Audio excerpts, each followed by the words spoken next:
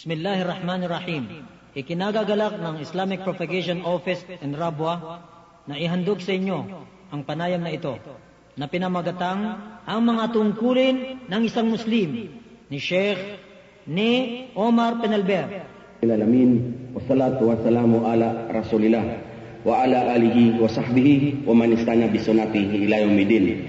Sa ngalan ng Allah ang mapagpalaang mahabagin. Ang lahat ng papuri ay sa Allah lamang, ang Panginoon ng lahat ng mga nilikha. Naway ang kapayapaan at ang pagpapala ng Allah ay mapasa huling propetang si Muhammad sallallahu alaihi wasallam, sa kanyang pamilya, mga kasama, sa lahat ng propetang nauna sa kanya, at gayon din sa lahat ng taong tumatahak sa tamang landas hanggang sa araw ng paghuhukom. Mga kapatid at mga kababayan, bilang pandaigdigang pagbati ng mga Muslim, binabati ko kayo ng Assalamu alaikum wa rahmatullahi wa barakatuh, nang ibig sabihin, naway ang kapayapaan, pagpapala at habag ng Allah, ang dakilang lumikha, ay mapasa inyong lahat. Sa muli, lubos ako na nagpapasalamat sa Allah subhanahu wa ta'ala sa pagkakataon na ipinagkaloob niya para muli kayong makapili ngayong araw, mga mahal na kapatid at mga kababayan. Ang ating pag-uusapan ngayon, of course, walang iba kundi ang mga tungkulin ng isang Muslim. Ang pag-uusapan natin ay ang mga tungkulin ng isang Muslim. Para sa kaalaman ng lahat, lalong-lalo pa sa mga hindi Muslim, kung maraming hindi Muslim ang yumayakap sa pananampalatayang Islam, hindi nangangahulugan na pagkatapos niyang manumpa ay doon na nagwawakas o nagtatapos. Dahil ang sino mang nais pumasok sa Islam, of course, kailangang manunumpa siya, at sa kanyang pagsumpa, sasabihin niya ito ng buong katapatan na ang kahulugan ay ganito: sumusumpa ako na walang ibang Diyos na dapat sambahin, kundi ang Allah lamang, ang nag-iisa, ang tagapaglikha. Sumasaksi ako na si Muhammad ang huling propeta ng Allah, at sumasaksi ako na si Jesucristo propeta ng Allah. Naniniwala ako na ang paraiso katotohanan. Naniniwala rin ako na ang impyerno katotohanan. Naniniwala ako na ang lahat mamamatay, darating ang araw ng paghuhukom. Ibabangon ng Allah ang lahat sa libingan at hahatulan ayon sa sarili niyang gawa. So matapos sabihin ang panunumpa na ito, mga kapatid, mga kababayan, ibig sabihin, isa na siyang Muslim. Ngunit katulad ng sinabi natin, hindi dito nagwawakas. Bagkos dito magsisimula, nagampanan niya ang kanyang mga tungkulin upang siya ay matawag na Muslim. Ang ibig sabihin ng Muslim, ang mga nilikha ng Allah na sumusunod, sumusuko at tumatalima sa kanyang kautusan. So ang pag-uusapan natin ay ang mga pangunahing tungkulin ng isang Muslim. Kaya pakinggan natin na mabuti, mga kapatid at mga kababayan.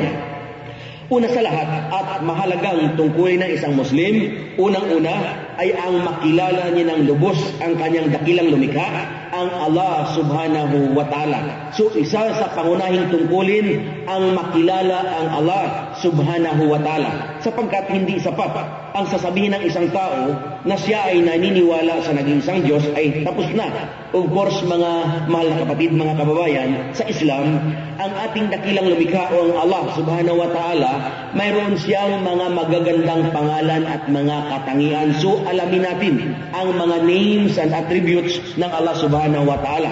Katulad halimbawa, hindi sapat yung sasabihin natin na siya ay nag-iisa. Dahil ang Allah, mga kapatid, mga kababayan, may tatlong aspeto ang kanyang kaisahan. Katulad halimbawa, siya ay nag-iisa sa kanyang pagkapanginoon. So kilalanin natin, tungkulin natin na malaman at makilala na ang Allah subhanahu wa ta'ala ay nag-iisa sa kanyang pagkapanginoon. Ito actually ang tinatawag na Tauhid ar-Rububiyyah. So siya ay nag-iisa sa kanyang pagkapanginoon. Ang ibig ipakahulugan, kung mayroon tayong kinikilalang ibang Panginoon pa, dati na hindi tayo Muslim, ngayong Muslim na tayo, kailangan iwaksin natin ang lahat ng ito. Ang Allah lamang ang ating Panginoon at wala ng iba. At of course, dapat na malaman din natin, tungkulin nating malaman na ang Allah ay nag-iisa pagdating sa pagsamba. Ang ibig ipakahulugan, mga kapatid, mga kababayan, na kung tayo ay sasamba sa ating dakilang lumikha, kailangang diretso ang pagsamba sa Kanya. Hindi kinakailangan na idaan natin kung kani-kanino ang pagsamba natin. So, ang kaisahan niya sa Kanyang pagsamba lamang, sa pagsamba lamang sa Kanya, ito ang tinatawag na Tauhid al-Ibadah. Kung sasamba tayo diretso, hindi kailangan idaan natin kung kani-kanino ang ating pagsamba sa ating dakilang lumikha, sa Allah subhanahu wa ta'ala.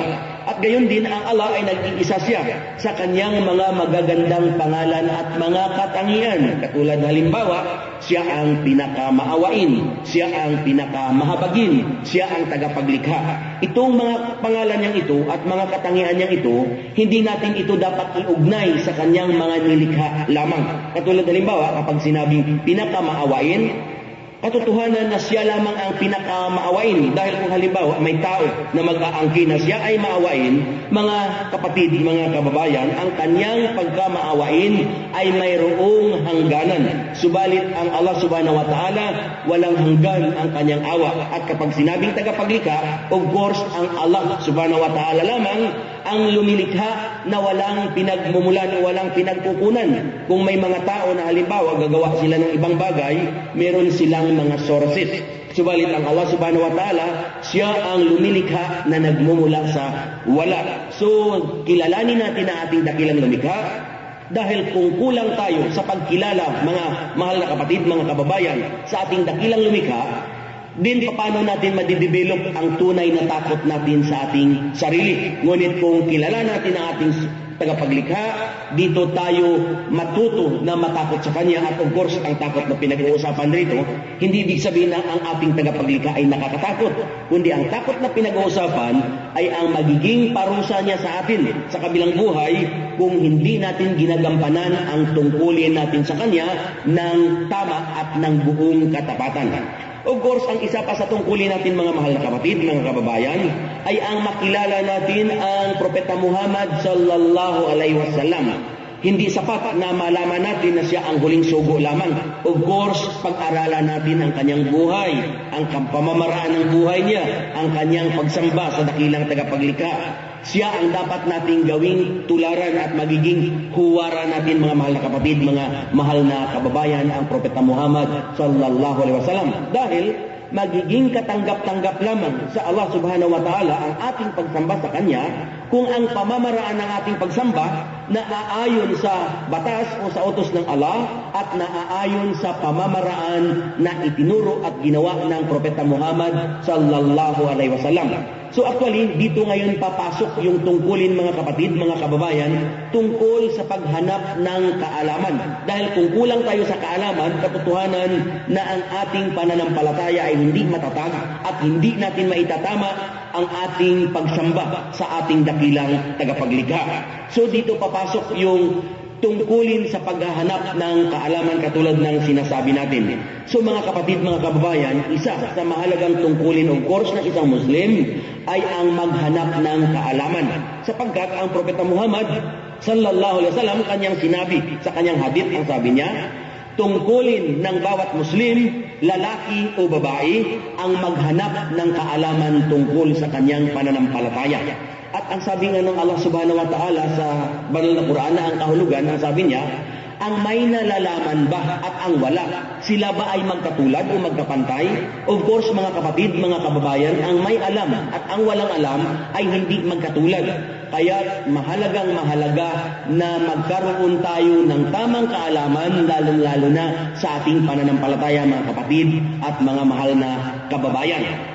Ang sabi pa ng Propeta sallallahu alaihi wasallam sa kanyang isang hadith, ang sino mang lumabas sa kanyang tahanan upang maghanap ng kaalaman, siya ay babalik na gagawin ng Allah na magaan siya ay nasa tamang landas ng Allah subhanahu wa ta'ala. At ang sino mang lumabas sa paghanap ng kaalaman, gagawin ng Allah na magaan ang kanyang landas patungo sa paraiso. So ganun din sa isa pang hadith, sinabi ng Propeta Muhammad sallallahu alaihi wasallam, sabi niya, daig ng isang maalam na mananampalataya laban sa demonyo ang 1,000 mananampalataya na hindi nila nauunawaan ang kanilang pananampalataya. So ang sabi ng propeta, one learned man is stronger to the devil than 1,000 ignorant worshippers. Ang ibig ipakahulugan mga kapatid, mga kababayan, na kung mayroon kang tamang kaalaman sa iyong pananampalataya, kahit saan ka mapunta at anumang pangungutya, panunukso ang gagawin sa iyo, kaya mong manindigan sapagkat mayroon kang kaalaman. Whereas that if you lack knowledge, kunting pangungutya lamang ngayon, maaring malilihis ka dahil kulang ka sa kaalaman. Kaya ang paghahanap ng kaalaman mga kapatid, mga kababayan, ay mahalaga ito sa buhay nating lahat. Actually, may isang tao na nagngangalang Abdurrahman Al-Auqas. Actually, siya ay isinilang at lumaki sa Makkah, mga kapatid, mga kababayan. Noong kanyang kabataan, ginagawa siyang tampulan, pinagtatawanan siya, kinukutya, tinutokso siya ng kanyang mga kasamahan dahil sa pisikal na anyo niya. So nakikita siya ng kanyang ina na siya ay nagmumukhang kawawa. So ang ginawa ng kanyang ina, pinayuhan ng kanyang anak. Ang sabi niya, mahal kong anak, sabi niya, I would suggest, sabi niya, na sikapin mo ang maghanap ng kaalaman sapagkat ang kaalaman itinataas ang antas ng isang tao. So pinakinggan ni Abdurrahman ang kanyang ina at ang ginawa niya, gumugol siya ng araw, buwan, taon hanggang sa siya ay nakapagtapos at hinirang siya ng isang judge o isang hukom sa Makkah. At naglingkod siya actually being the judge for a period of 20 years mga kapatid, mga kababayan. At sa tuwing siya ay nasa husgado, kapag siya ay nakikita na ng mga nakasakdal, ang lahat ng nakasakdal, kapag si Abdurrahman ang nakikita, nanginginig sila ng takot. Dahil kapag si Abdurrahman ang iaatas na maghuhusga, hindi kumot kakilala kanya, kaibigan kanya, ma-influensya ka, mayaman ka, papanigan kanya, hindi, kundi ang ipinaiiral niya ay ang tamang kaalaman. So siya ay naging just na isang judge mga kapatid. Kaya't nakita natin na noong araw siya ay ginagawang pinagtatawanan, tinutokso, ngunit noong siya ay nagkaroon ng tamang kaalaman, siya ay kinatatakutan ng mga nakasakdal. At ang sabi pa nga ni Ali radhiyallahu anhu, isa sa khalifa ng Propeta Muhammad sallallahu alaihi wasallam, ang sabi niya, higit na mainam ang kaalaman kaysa anumang kayamanan. Dahil ang kaalaman, sabi niya, ito ang mangangalaga sa iyo, ngunit ang kayamanan, ikaw ang mangangalaga sa kanya. Ang ibig ipakahulugan mga kapatid, mga kababayan, na kung ikaw ay may tamang kaalaman, pangangalagaan ka ng kaalaman mo. Hindi ka ngayon basta-basta gagawa ng mga bagay-bagay na hindi naaayon sa utos o sa batas ng Allah subhanahu wa ta'ala. So pinangangalagaan ka ng kaalaman, hindi ka basta-basta lumilihis. Whereas na kung ang kayamanan ang pinagugugulan mo ng pansin, itong kayamanan mo actually ikaw ang mangangalaga sa kanya. At actually ang kaalaman pa, ito ay madadala natin hanggang sa ating libingan. Ngunit kung ang kayamanan ang pinagugugulan mo ng panahon, tandaan natin mga kapatid, kapag tayo namatay, ang kayamanan natin, ito ay hihiwalay sa atin. So ang kaalaman ay isa sa mahalagang tungkulin na dapat isabuhay, isagawa o gampanan ng isang Muslim. So isa sa tungkulin ng isang Muslim, uulitin ko, ay ang maghanap ng kaalaman. Dahil kung may sapat kang kaalaman, maitatama natin ang ating pagsamba sa dakilang tagapaglikha at ito ay magiging katanggap-tanggap sa Kanya kung naaayon sa Kanyang utos at naaayon sa itinuro ng Propeta Muhammad sallallahu alaihi wasallam. At of course, ang isa pa sa tungkulin mga kapatid, mga kababayan, ay ang tungkulin na isabuhay ang mga kaalamang ito. Hindi sapat na nagkaroon ka ng kaalaman tapos you are not putting it into practice. Ito ay walang saysay, walang silbi kung hindi natin isinasabuhay. So ang tungkulin natin, ang isabuhay natin ng buong katapatan ang anumang kaalaman. Dahil kung halimbawa, mayroon ka ng kaalaman, pagkatapos hindi mo naman sinasabuhay, din ito ay baliwala. Whereas na kung naghahanap ka ng kaalaman, may reward ka. At kapag ipinapractice o ipinamumuhay mo, mayroon ka ring reward mula sa Allah subhanahu wa ta'ala. So isabuhay natin ang ating mga tungkulin mga mahal na kapatid. Of course, ang isa pa na dapat natin isabuhay, tungkulin natin na isabuhay, lalo-lalo na ang 5 haligi ng Islam. Alam natin kung ano-ano ang 5 haligi ng Islam. Ang una ay ang shahadatain o ang pagsumpa na walang ibang Diyos na dapat sambahin, kundi ang Allah subhanahu wa ta'ala lamang at si Muhammad ang kanyang huling sugo at propeta. So, tungkulin natin ito na gampanan ang sambahin ng ating tagapaglikha at sambahin siya sa pamamaraan na itinuro ng Propeta Muhammad sallallahu alaihi wasallam. At of course, ang isa pa ay ang 5 beses na pagdarasal sa maghapon. Itong pagsasala, mga mahal na kapatid, kailangan gampanan natin ito dahil una sa lahat, dito natin ginagampanan ang layunin o dito natin isinasakatuparan ang layunin ng pagkakalikha sa atin ng Allah subhanahu wa ta'ala. Dahil sa Islam, ang sabi nga ng Allah sa Quran, وَمَا خَلَقْتُ الْجِنَّ وَالْإِنسَ إِلَّا لِيَعْبُدُونَ. Ibig sabihin, ang sabi ng Allah, hindi ko nilikha ang mga jins at ang sangkatauhan maliban sa sila ay sumamba lamang sa akin. So ang pagdarasal, tungkulin natin na isagawa ito sapagkat ang turo ng Islam, ang sabi ng Propeta Muhammad sallallahu alaihi wasallam, na ang sala o ang pagdarasal, ito ang susi ng pagpasok sa paraiso. At sinabi pa nga ng Propeta sallallahu alaihi wasallam na sa araw ng paghuhukom, ang kauna-unahang itatanong sa atin ay ang tungkol sa ating sala o pagdarasal. Kung ang iyong pagsasala ay mabuti, ang lahat ng ginawa mo ay magiging mabuti. Ngunit kung ang pagsasala mo ay hindi mabuti, yung ibang ginawa mo walang saysay, walang silbi. So tungkulin natin na gampanan ang sala o ang pagdarasal sapagkat sa pagdarasal, dito natin pinasasalamatan ang ating tagapaglikha. Dito natin siya pinupuri. Dito natin siya dinadakila, dito natin siya niluluwalhati, at higit sa lahat, dito tayo tumatanaw ng utang na loob sa Kanya. Ang Islam, mga kapatid, mga kababayan, hindi ito tulad ng ibang pananampalataya na ang ibang tao na nasa labas ng Islam, ang karamihan sa kanila, naalaala lamang nila ang kanilang tagapaglikha at naalaala lamang nila ang magdasal kung sila ay may sakit, kung sila ay may problema, kung sila ay nasa bingit ng kamatayan, o kaya kung ang kanilang pamilya o ang kanilang mga mahal sa buhay ay mayroong problema o kapansanan. Ngunit sa Islam, mga mahal na kapatid, mga kababayan, anuman ang katayuan ng isang Muslim, tungkulin niya na gampanan ang kanyang pagsasala o ang pagdarasal. At ang kabayaran nito, maaaring wala rito sa lupa, ngunit tandaan natin, mga kapatid, mga kababayan, anumang oras, maaari tayong bawian ng ating tagapaglikha ng buhay. At tayong lahat magbabalik sa Kanya upang magsulit tayo sa lahat ng ating mga ginawa. At of course, ang isa pa sa haligi ng Islam na mahalagang gampanan, tungkulin na isagawa ng isang Muslim, of course, ay ang pag-aayuno sa buwan ng Ramadan, yaong pagbibigay kawang-gawa kung siya ay mayroong naipon, kung wala, hindi siya obligado. At of course, ang isa pa, ang isagawa ang paghahajj o ang pagpipilgrimage kung siya ay may kakayahan, may mga kondisyon ito sa pagsasagawa ng hajj na kailang malakas ang iyong katawan, may sapat kang salapi na gugugulin, matino ang iyong pag-iisip. Kung hindi mo naman namimit ang mga requirements, of course, hindi ka ioobliga ng tagapaglikha na gampanan ito kung hindi mo kayang gampanan. So, itong 5 haligi ng Islam, isa sa mahalagang tungkulin na dapat gampanan ito ng isang Muslim, mga kapatid, mga mahal na kababayan.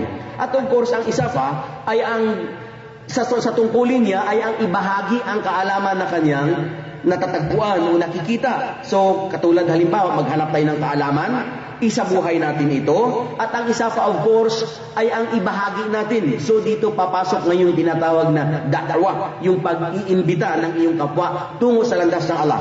Mahalagang tungkulin sa isang Muslim, mga kapatid, mga kababayan, na gampanan niya ang pagdadawa, ang pagpupropagate, ang pagbabahagi ng mensahe ng Allah subhanahu wa ta'ala.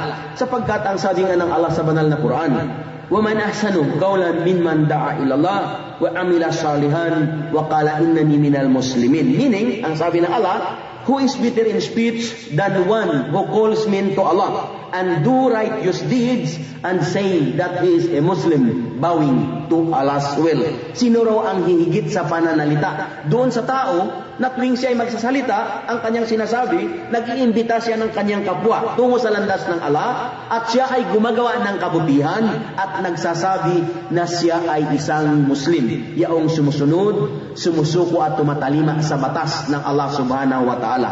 So ang pagdadawa, mga mahal na kapatid, isa sa mahalagang tungkulin ito ng isang Muslim, sapagkat marami ang reward na matatamo niya rito sa pagbabahagi ng mensahe ng Islam.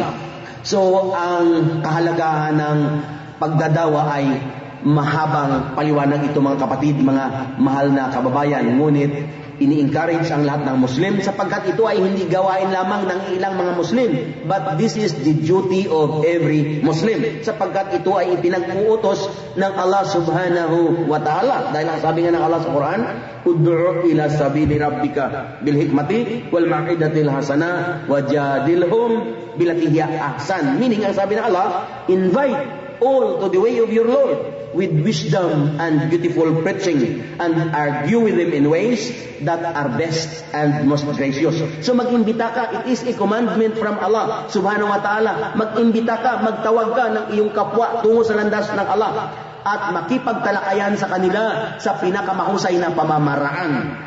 Makipagtalakayan sa pinakamahusay na pamamaraan. So bilang tungkulin mga kapatid, mga kababayan, kailangan ang pagbabahagi ng mensahe na Islam ay nasa pamamaraan ng Propeta Muhammad sallallahu alaihi wasallam.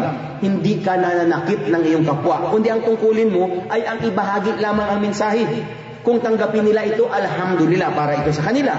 Pero kung ayaw nila, wala tayong magagawa sapagkat ang tanging nagbibigay gabay lamang sa alipin ng Allah ay ang Allah subhanahu wa ta'ala mismo. So, ang pagdadawa, mga mahal na kapatid, mga kababayan, isa sa mahalagang tungkulin, pangunahing tungkulin pa ito ng isang Muslim. Ngunit katulad ng sinasabi natin, ang pagbabahagi ay nasa mahusay na pamamaraan. Ipaliwanag natin ang pangunahing aral ng Islam. Higit sa lahat ang tungkol sa kaisahan ng Allah subhanahu wa ta'ala. Sapagkat sa Islam, ang lahat ng kasalanan mapapatawad ng Allah subhanahu wa ta'ala. Ang hindi lamang niya mapapatawad, mga kapatid, mga kababayan, ay ang magbigay ka ng katambal sa Allah subhanahu wa ta'ala. Kaya sa pagdadawa, ang una natin iparating ay ang tauhid, ang kaisahan ng Allah subhanahu wa ta'ala, na siya lamang ang dapat kilalaning Panginoon, siya lamang ang dapat sasambahin, sapagkat katotohanan na siya lamang ang nagbigay buhay sa atin, at siya lamang ang nakakaalam kung kailan niya tayo babawian ng buhay, at siya lamang ang magbabangon sa ating lahat sa libingan natin sa araw ng paghuhukom, at siya lamang ang tanging hukom sa darating na araw ng paghuhukom na yaon, mga kapatid, mga mahal na kababayan. So ang pagdadawa, gampanan natin ito sapagkat ito ay tungkulin ng isang Muslim. Marami tayong dapat matutunan sa pamamaraan ng pagdadawa at sa kahalagahan, of course, ng pagdadawa. So of course, ang isa pa sa tungkulin ng isang Muslim ay ang maging mapagmahal siya sa kanyang mga magulang, mga kapatid, mga mahal na kababayan. Ang Islam lamang ang pananampalataya kung saan ipinag-uutos ng Allah subhanahu wa ta'ala lagi magkaakibat na sinasabi na Allah ang kahulugan, sumamba lamang sa Allah at maging mapagmahal sa iyong mga magulang. So tungkulin natin, mga kapatid, mga kababayan, ang maging mapagmahal at ang maglingkod sa ating mga magulang. Dahil sa Islam, magdasal ka ng 5 beses sa maghapon kung naging lapastangan o naging pabaya ka sa iyong magulang na kung saan sila ay nabubuhay pa at may kakayahan kang maglingkod sa kanila, ngunit naging pabaya ka, ang pagdarasal mo, kapatid, kababayan, walang silbi ito, walang saysay. Hindi rin maipapangako sa iyo ang kaligtasan sa darating na araw ng paghuhukom. Ang sabi nga ng Propeta Muhammad sallallahu alaihi wasallam, tinanong siya, sabi sa kanya, sino ang dapat tumanggap ng aking pag-aaruga at pagmamahal? Ang sabi ng Propeta sallallahu alaihi wasallam, ang iyong ina. Tinanong ulit siya kung sino ang susunod. Ang sabi niya, ang iyong ina. For the third time, tinanong ulit siya kung sino ang susunod. Sabi niya, ang iyong ina. At pang-apat, doon na lamang niya sinabi, ang iyong ama. So, kung nauunawaan natin, mga mahal na kapatid, na kung bakit sinabi ng propeta ito, dahil katotohanan na ang lubos na naghirap sa atin, bago tayo isilang sa mundong ito, walang iba kundi ang ating ina. Ang ating ina ang nagdala sa atin sa kanyang sinapupunan. Siya ang naghirap na iluwal tayo. At hanggang sa tayo lumabas, siya ang naghirap mag-aruga sa atin, magpasuso, magpakain, magpatulog, hanggang sa tayo ay umabot sa tamang gulang at lakas. So, maging mapagmahal tayo sa ating mga magulang. Actually, may isang kwento noong time ng Propeta Muhammad sallallahu alaihi wasallam. Of course, ang pagmamahal sa magulang, both mother and father. Katulad halimbawa, may isang tao na lumapit sa Propeta Muhammad sallallahu alaihi wasallam at isinumbong niya ang kanyang ama. Ang sabi niya sa propeta, o propeta ng Allah, ang aking ama ay basta na lang kuha ng aking kayamanan kahit hindi ko nalalaman. So ang ginawa ng propeta sallallahu alaihi wasallam, ipinatawag ang kanyang ama at dumating ang ama niya na nakatungkod at uugod-ugod. So ang sabi ng propeta doon sa ama, sa matanda, Nagsusumbong ang iyong anak na ikaw ay kuha lamang ng kanyang kayamanan. Ang sabi ng matanda sa propeta sallallahu alaihi wasallam, sabi niya, propeta ng Allah. Ang ama ba ay may karapatan din sa kanyang anak? So ang sabi ng propeta, certainly meron. So ang sabi ng matanda, propeta ng Allah, sabi niya, nagsusumbong sa inyo ang aking anak. Ngunit ang katotohanan, sabi niya, noong araw, sabi niya, ako ay malakas at ang aking anak naman ay mahina. Noong araw, marami akong kayamanan, subalit ang aking anak ay walang-wala. Noong araw, anuman ang nanaisin ng aking anak sa aking kayamanan, malaya siyang kumuha, hindi ko siya pinagbabawalan. Subalit ngayon, sabi niya, ang aking anak ay malaki at malusog na. Ngunit ako naman, matanda na at mahina pa. Ngayon, sabi niya, aking anak, maraming kayamanan. Ako naman ay walang-wala na. Ngayon, sabi niya, ang aking anak, nakikita niya na ako ay nagsusulo, halos walang makain, ngunit natitiis niya ako. So, ang kinukuha ko lamang ay para may makain ako. So, nung marinig ng propeta ang sinabi ng matanda, umiyak ang propeta sallallahu alaihi wasallam. At sinabi doon sa anak, sabi niya, magmula ngayon, sabi niya, ikaw at ang iyong kayamanan, pag-aari kayo ng iyong ama. So mga kapatid, mga kababayan, isa sa mahalagang tungkulin natin na kung ating mga magulang ay tulungan natin sila. Dahil ang ating ibang pagsamba, walang saysay ito kung nagiging pabaya tayo sa ating mga magulang. May isa pang kwento tungkol sa isang ina naman. Actually, may isang tao na nagngangalang Alqama. Nagkasakit ito si Alqama at ang kanyang misis lumapit sa propeta Muhammad sallallahu alaihi wasallam. At sinabi niya na, o propeta ng Allah, sabi niya, ang asawa ko, malubhang-malubha ang kanyang karamdaman. Ano ang aking gagawin? So, ang sabi ng propeta sallallahu alaihi wasallam dun sa kanyang kasamahan, puntahan ninyo si Alqama at ipabigkas sa kanya ang syahada, ang panunumpa. Dahil sa turo ng Islam, mga kapatid, mga kababayan, na ang sino mang namatay, na ang huling kataga na binitawan niya ay ang la ilaha illallah, maipapangako sa kanya ang Jannah, ang paraiso. So sinabi ng propeta sa kanyang kasamahan na puntahan si Alqama at ipabigkas sa kanya ang syahada o ang panunumpa. Nung sabihin sa kanya, Kul la ilaha illallah, hindi niya ito mabanggit. 3 beses na inulit, ngunit hindi niya ito mabigkas. So ang ginawa ng kasamahan ng propeta sallallahu alaihi wasallam, bumalik sa kanya at sinabi na, o propeta ng Allah, pinabibigkas namin sa kanya ang syahada, ngunit hindi niya mabigkas. Ang sabi ng propeta sallallahu alaihi wasallam, sabi niya, nabubuhay pa ba ang kanyang mga magulang? Ang sabi ng mga tao, ang kanyang ina nabubuhay pa. So ang sabi ng propeta, ipatawag niyo ang kanyang ina. Ngunit ang sabi ng mga tao, propeta ng Allah, ang kanyang ina ay matanda na at maaaring hindi na niya kayang lumapit dito. Ngunit ang sabi ng propeta sallallahu alaihi wasallam, basta't sabihin niyo na ipinatatawag ko siya. At kung hindi niya kayang lumapit rito, ako mismo ang pupunta sa kanya. So pinuntahan ngayon ang ina ni Alqama at sinabi na ipinatatawag siya ng propeta ng Allah. Nung sabihin sa kanya na ang propeta ng Allah ang nagpapatawag, kahit matanda na mga kapatid, mga kababayan, kinuha ang kanyang tungkod at uugod-ugod siya na lumapit sa propeta Muhammad sallallahu alaihi wasallam.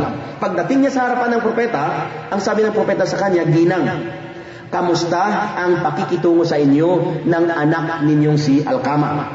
Ang sabi ng matanda, ang anak kong si Alqama, sabi niya, naniniwala siya na mayroong nag-iisang Diyos lamang at naniniwala siya na kayo ang huling propeta. Ang anak kong si Alqama, nagsasala siya ng 5 beses sa maghapon. Ang anak kong si Alqama, nagbibigay ng sakat o kawanggawa sa ibang tao. At ang anak kong si Alqama, nag-aayuno sa buwan ng Ramadan. At ang anak kong si Alqama, na isagawa na rin niya ang paghahaj.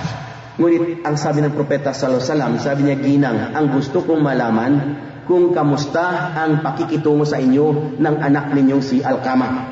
Nang maintindihan ng matanda, umiyak. At ang sabi ng matanda, propeta ng Allah, sabi niya, ang anak kong si Alqama, nakikita niya na ako ay nagsusulo at matanda na at halos walang makain. Ngunit natitiis niya ako. Ngunit ang kanyang asawa, anuman ang layaw, anuman ang hihilingin, ibinibigay ang lahat. Hindi niya pinagdadamutan. Ngunit ako natitiis niya. So nang marinig ng propeta ang sinabi ng matanda, sinabi ulit sa kasamahan niya ang sabi, kumuha kayo ng kahoy at dalhin si Alqama sa harapan ng kanyang ina. Ang sabi ng matanda, ina ni Alqama, sabi niya, propeta ng Allah, ano ang gagawin ninyo sa aking anak? Ang sabi ng propeta, sunugin si Alqama sa harapan ng kanyang ina. Ngunit nang marinig ng matanda, lalong umiyak. Ang sabi niya, propeta ng Allah, ang bagay na ito ang hindi ko matitiis na gagawin ninyo sa pinakamamahal kong anak.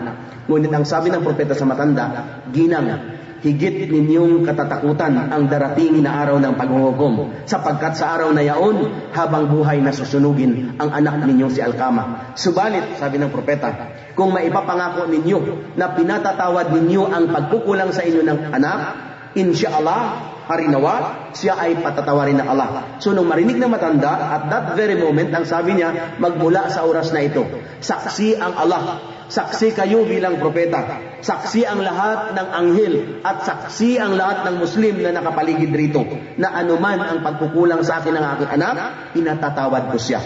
So, nang marinig ng propeta, sinabi ulit doon sa kasamahan, na puntahan si Alkama at ipabigkas sa kanya ang panunumpa, ang syahada. So, pinuntahan at sinabi sa kanya, Qul la ilaha illallah.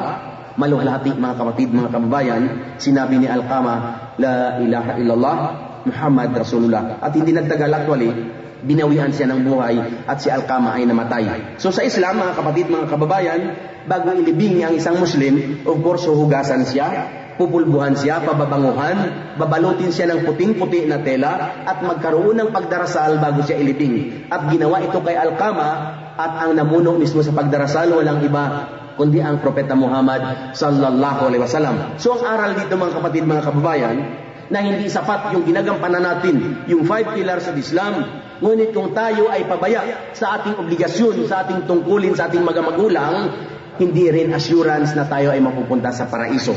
So, inuulit ko mga kapatid, mga kababayan, isa sa mahalagang tungkulin ng Muslim ang maging mapagmahal at maglingkod sa kanilang mga magulang kung ang kanyang mga magulang ay nabubuhay pa. Hindi natin maipagkakaila na ang ating magulang ang naging sanhi, ang naging instrumento ng paglitaw natin sa mundong ito. At of course, mga kapatid, sa pagbabahagi pa natin ng pananampalatang Islam, i-practice natin sa sarili natin yung tinatawag na sabr, yung pagtitiis, yung patience. Huwag tayong maging mainitin. Kailangang maging mapayapa tayo sa ating sarili. At kung ginagampanan natin ang mga fundamental na tungkuling ito, inshallah mga kapatid, mga kababayan, makakaasa tayo na tayo ay mapupunta sa paraiso na ipinangangako ng Allah subhanahu wa ta'ala sa lahat ng matatapat na sumusuko at tumatalima sa kanyang mga kautusan. So dito natin wawakasan, mga kapatid, ang mga iilan sa tungkulin lamang ng isang Muslim. At dalangin natin sa Allah subhanahu wa ta'ala na sana ay tayong lahat kanyang patnubayan, nang sa gayon magampanan natin ang ating tungkulin sa Allah subhanahu wa ta'ala sa ating pananampalataya upang tayo ay makakaasa ng kaligtasan sa darating na araw ng paghuhukom. So sa muli, maraming salamat sa inyo at dalangin namin sa Allah na sana hindi lang tayo nagkikita-kita rito, kundi higit sa lahat sa kabilang buhay, sama-sama tayong lahat na inaani at tinatamasa natin ang mga biyaya na ipinangangako ng Allah subhanahu wa ta'ala sa lahat ng matatapat na sumusunod, sumusuko at tumatalima sa kanyang mga kautusan. Maraming salamat. Wa akhiru da'wana anil hamdulillahi rabbil alamin. Assalamu alaikum warahmatullahi wabarakatuh.